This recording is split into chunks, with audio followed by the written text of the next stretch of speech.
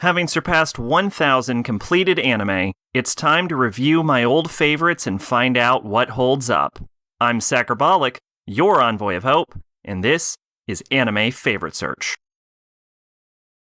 Steins Gate, the movie Load Region of Déjà Vu, basically is a story centered around the character of Makise. She's basically the main character.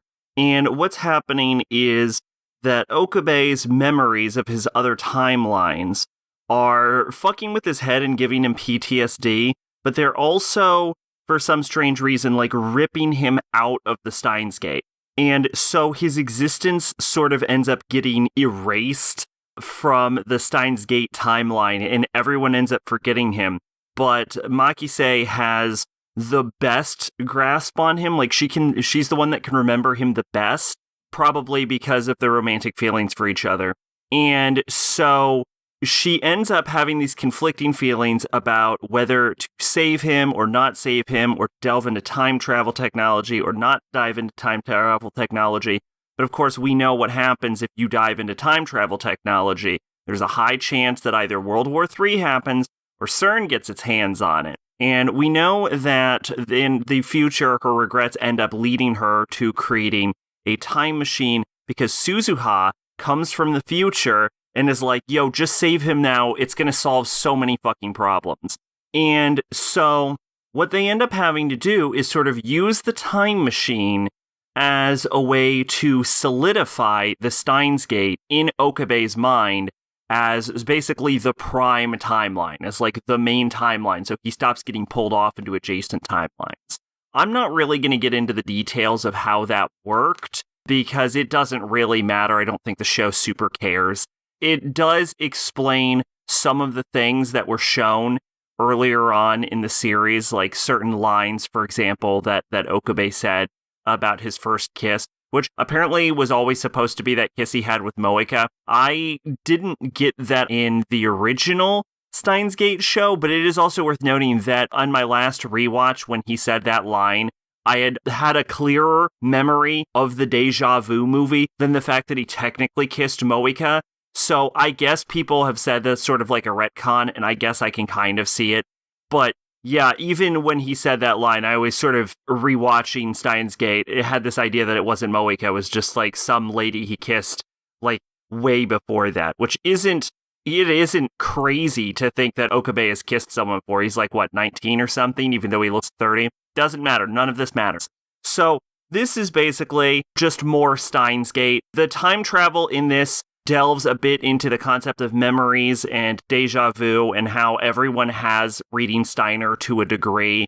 It's just that Okabe's has the highest form of it.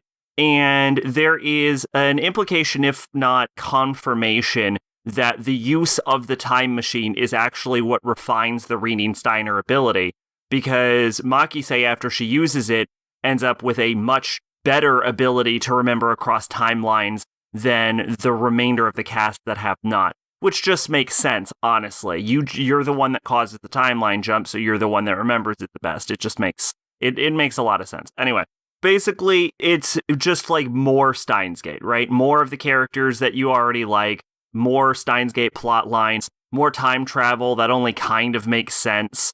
Like, they establish the rules, and they follow the rules probably better than the actual show, but it's silly memory nonsense, right? Because it doesn't really explain how he's getting pulled out of the timeline unless your memories themselves are related to time travel, which I guess isn't that crazy and kind of sinks in with the idea of sending your memories back in the past. Look, anyway, this is a rabbit hole I'm dropping into that doesn't fucking matter. The point is, this sort of flips the script. It brings Makise up to Okabe's level by giving her the same sort of feelings that he experienced, albeit in a diluted form, when he was jumping through the timelines. And so it sort of equalizes them and makes it so that Okabe is not so alone, which was also a sort of theme that was brought up in the original Steins Gate by Mayuri herself way back in the beginning. It also sort of resolves the romantic tension between Okabe and Makise that occurred towards especially the end of Steins Gate and especially during egoistic Poriomania. There's also a really good moment where Makise ends up acting as the character of Hyoin Kyoma and ends up, through time travel shenanigans, also sort of creating the character of Hyoin Kyoma. There was actually a moment where she acted as Hyoin Kyoma back in the original show, which I just totally forgot about. But it did happen. So this isn't actually the first Hyoin Kyoma moment from her. But it is really nice to see it happen. And it is a callback to Steins Gate, where right at the end of the series, when Okabe is at his absolute lowest, when he gets back into that game, he just launches into the Hyoin Kyoma rant, and you know shit's about to get real. So good references back to the original show as well. There's a lot of nice parallels happening. I would say that ultimately my major complaint about Load Region of Déjà Vu is actually kind of the ending, because it's a nice romantic scene, but it's just sort of like Okabe's just like sort of back, and then they share a romantic scene, and then the movie's over. It feels like there needed to be a better resolution. Like the movie feels like it's missing a sort of like reunion scene, maybe with Okabe and the rest of the Future Gadget Laboratory, that is sort of reflects the meetup they had towards the beginning of the movie. It feels like the movie's missing one or two scenes to be something like truly spectacular. It's very anticlimactic, but it is also very enjoyable regardless. Twitch and Discord in the description. I've been Sacrobolic. You're Envoy of Hope. Bye-bye.